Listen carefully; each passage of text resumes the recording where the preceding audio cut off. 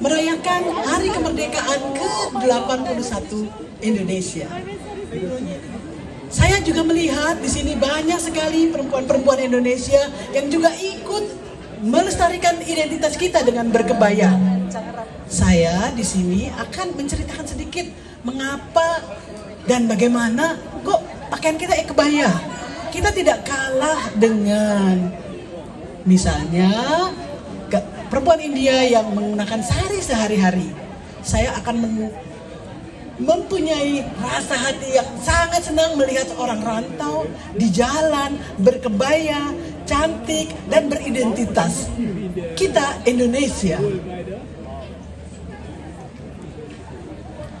Kita juga tahu bahwa kebaya mempunyai sejarah yang begitu lama.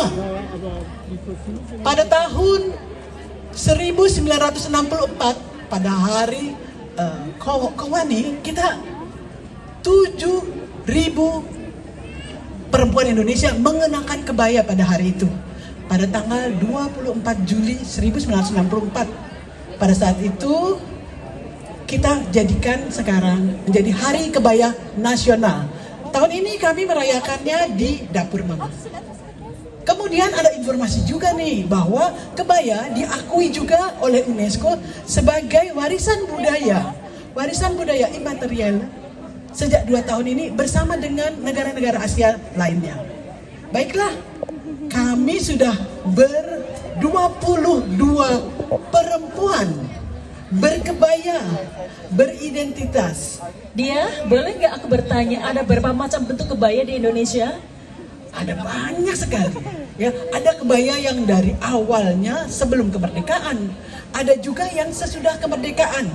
Nanti satu persatu akan saya bocorkan rahasianya. Oke?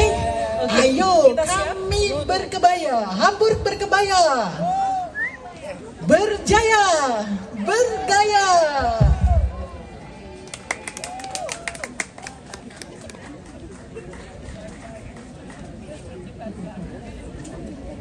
Kami akan memberikan salam dengan kebaya kami.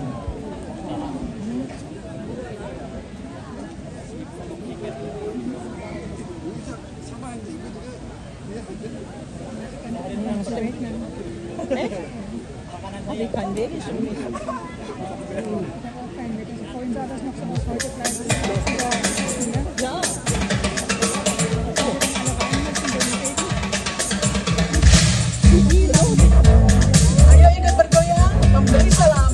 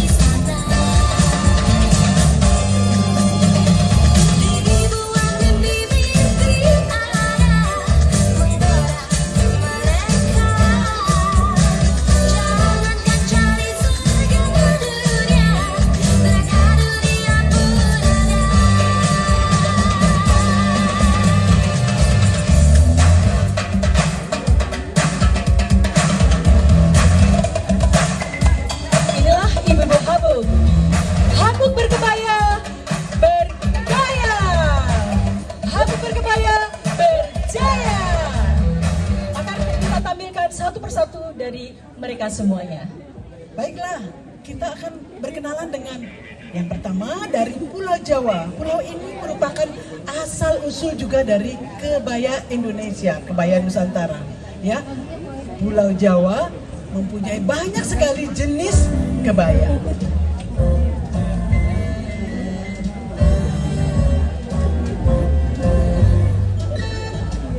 Mereka adalah ibu-ibu dan gadis yang mengenakan kebaya nasional Indonesia. Kami tampilkan Ibu Listia Kluver. Ibu Lis mengenakan kebaya yang sangat klasik dan juga modern.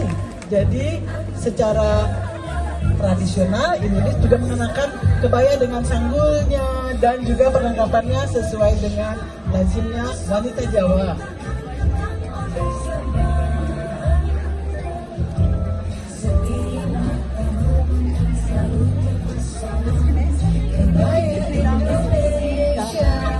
Yang kedua saya panggil Mbak Tika. Mbak Tika mengenakan kebaya lurik, ya. Kebaya lurik ini kebaya seperti kebaya pekerja, tetapi dia mempunyai kekuatan yang sangat dalam karena mempunyai atau mengidentifikasikan diri dengan sifat-sifat yang sangat positif, sangat baik, ya. Jadi kebaya ini disebut kebaya pekerja yang kita bilang bahwa ini adalah kebaya yang dipilih untuk masyarakat dan juga untuk Saya panggil Mbak Sekar. Mbak Sekar Palupi mengenakan kebaya kembangan. Siapa yang ingat nenek-nenek kita, ibu-ibu kita mengenakan kebaya kembangan. Kebaya kembangan ini adalah kebaya jadul, ya, kebaya zaman dahulu yang saat ini juga kekinian, ya. Banyak sekali kita melihat bahwa sekarang ada modern gadis-gadis juga yang mengenakan kebaya kembangan ini. Berikutnya Ibu Yanti Pramono. Ibu Yanti Pramono sangat klasik dengan kebaya kesepuhan, ya. Biasanya ini yang mempunyai nilai dari kebaya yang dipakai orang-orang Selatan loh, Bu, ya. Jadi kebaya panjang juga sangat baik dengan bordirnya tanpa warna yang macam-macam, ya. Jadi kebaya ini sebenarnya sangat klasik. Ibu Yanti mengenakan juga batik yang di Wiron, ya.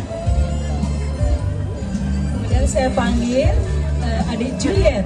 Adik Juliet ini mengenakan kebaya 3 generasi. Dia adalah generasi ketiga yang mengenakan kebaya dari omanya, dari neneknya.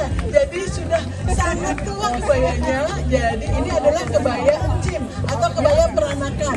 Jadi ada kisahnya bahwa kebaya ini juga mempunyai influence dari luar, dari negara-negara asing lainnya. Nanti akan kembali lagi. Berikut Ibu Rita. Ibu Rita ini kebaya yang paling digunakan atau yang senang dengan kebaya rencongan namanya. Kebaya rencongan ini di Madura, ya. Di Madura menjadi kekuatan bahwa perempuan Madura itu mempunyai kekuatan sangat kuat, sangat cantik, dan juga kebaya ini disebut juga kebaya Marlina, ya. Berikut dari Pulau Sumatera ada 4 orang, silahkan maju ke depan. Dari Pulau Sumatera mempunyai favorit yang paling kita kenal juga dengan songket, ya. Kebaya songket adalah berasal dari Pulau Sumatera. Oke, saya akan kenalkan yang pertama adalah Ibu Leli. Silakan Bu Leli. Ibu Leli, ayo siapa yang kenal? Ini dia mengenakan songket tapis. Dari mana ibu-ibu? Dari Lampung. Dari Lampung, kebaya tapis, di atasnya mempunyai kebaya panjang yang kita lihat mempunyai karakter seperti biasanya. Kebaya itu harus mempunyai kerah. Kerahnya harus V atau V. Ada juga kerah yang lain yang disebut juga kutu baru. Kita lihat sebelumnya kita juga ada beberapa yang sudah menahan kutu baru. Ibu-ibu tahu nggak? Bapak-bapak tahu nggak? Adik-adik tahu nggak bahwa kutu baru itu adalah kota baru, dari kata kota baru, ya. Jadi pengetahuan baru. Bagaimana selanjutnya, Ibu? Saya panggil Mbak Ida Jabar. Mbak Ida Jabar mengenakan kebaya songket, ya, kebaya songket Palembang. Sebenarnya juga bisa songket sebagai kebayanya, tapi ini dia mengenakan kebaya klasik yang dipadu-padankan dengan songket Palembang.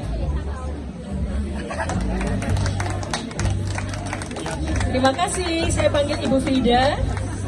Ibu Ida, Mbak Frida dari mana nih? Ayo, dari mana ya coba? Mbak Frida dari Padang, ya. Kebaya ini menampilkan hasil kerajinan dari Padang, songket Padang. Dia adalah menampilkan kebaya songket berasal dari Sumatera Barat, dari North Sumatera. Saya panggil sekarang Mbak Delima. Nah, siapa yang tahu? Siapa yang tahu mendapat hadiah ini? Nanti mungkin Yogi.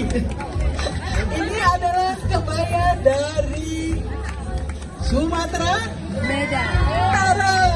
Dari mana Anda? Horas.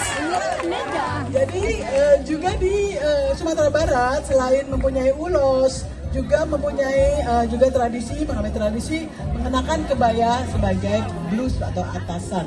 Selanjutnya dari Pulau Bali, kami persilakan maju ke Pulau depan. Bali, pulau yang sangat erat dengan kebaya karena pulau inilah yang identik sekali dengan kesehariannya. Orang Bali tidak harus disuruh mengenakan kebaya untuk kondangan, tidak harus disuruh untuk ke pasar, tetapi orang Bali melakukannya sejak kecil, mengenakan kebaya sebagai identitas. Maka itu saya panggil dulu adalah yang paling muda. Ayu ini mengenakan kebaya untuk sehari-hari, untuk ke sekolah. Bayangkan ke sekolah mengenakan kebaya ini pada hari Kamis di Bali selalu mengenakan kebaya ini ya. Tentunya kita sangat biasa dibuai sehari-hari dengan kecantikan wanita Bali, gadis-gadis Bali dan pemudi-pemudi Bali.